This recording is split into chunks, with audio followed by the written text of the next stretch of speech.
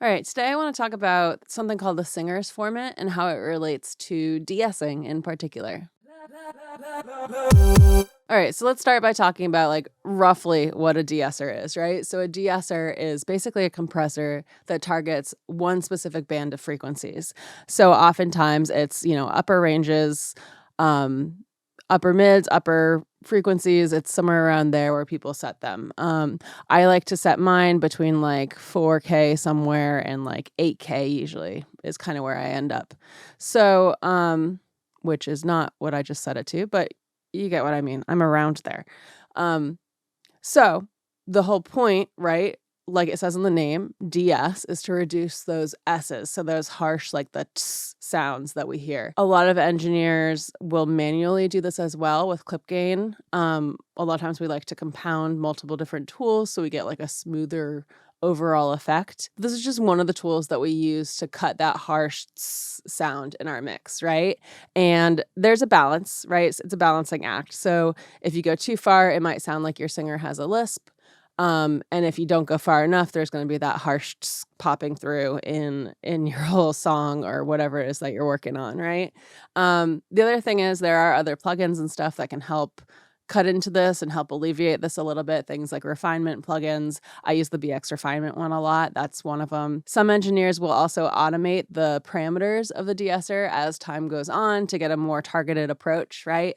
But that's the basic idea of what a de-esser does, right? I don't want to get into too much detail on the de-esser itself because this video isn't about every detail about using a de-esser. I just wanted to focus on one little thing here. So that's a de-esser. The other thing I wanted to talk about is the singer's formant. So we talk about formants and harmonics. If you understand the idea of harmonics, you're probably prone to be able to understand the idea of a formant a lot easier. They're very, very, very similar, right? The big difference is that the formant has to do with the resonating body, whereas like in the example of the vocal formants, vocal harmonics, the harmonics are caused by the vocal folds themselves, whereas the formant has to do with the vocal tract, right? So that resonating body. Something that I'm struggling with right now because I have a cold. So that's a lot of fun. So the way singer's formant was explained to me, it is a formant of the voice where if a singer can learn to emphasize that formant, it can help them cut over a live band, for example, or cut through a mix in our example, right?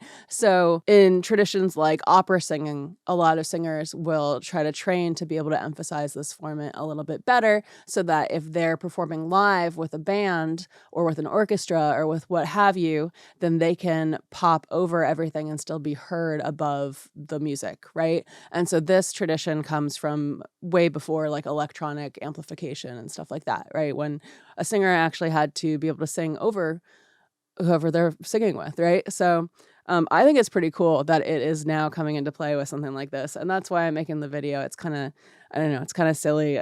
I don't know to what extent people are interested in it, but I think it's really cool. So I actually found a couple of studies about singer's formant. So I'm going to put links to these in the description below. But just in case you want to learn more or read more, I thought it was interesting. This one, I believe, talks about like operatic voice ranges, right? And then there's this other one talking about singer's formant as well. I just think it's really interesting. So the basic takeaway for us, right? You don't have to read all of this if you don't want to. You don't have to like dig into these studies if you don't want to.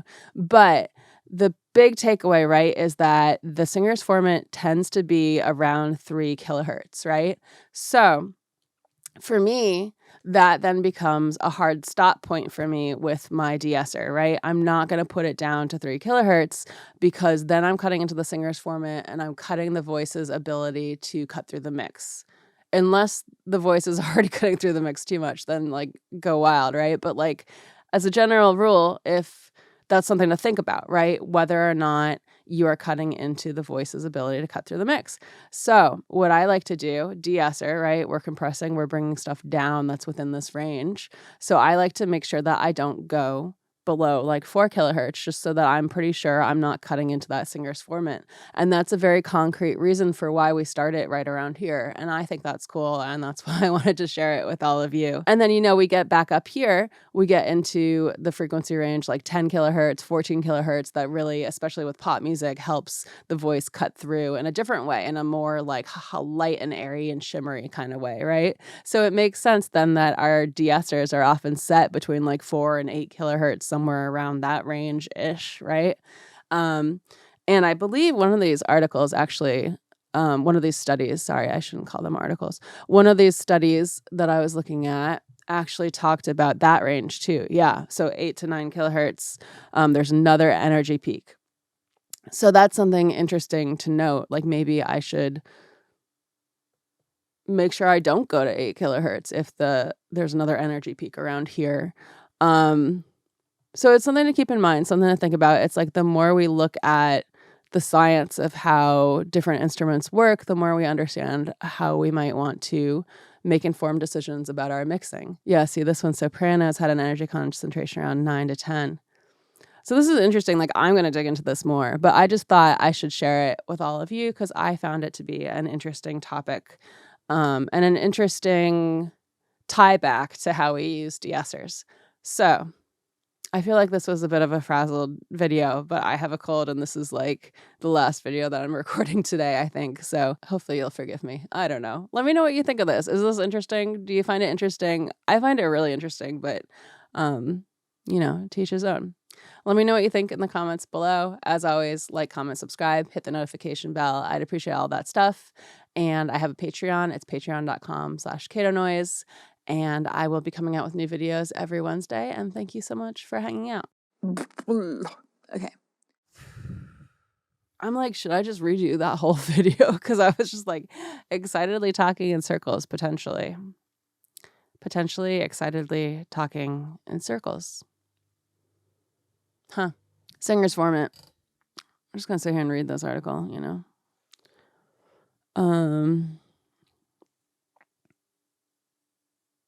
Okay, I'm going to go have some tea or something. I can't. I have to recover my voice because I have to use it in a couple hours again. So,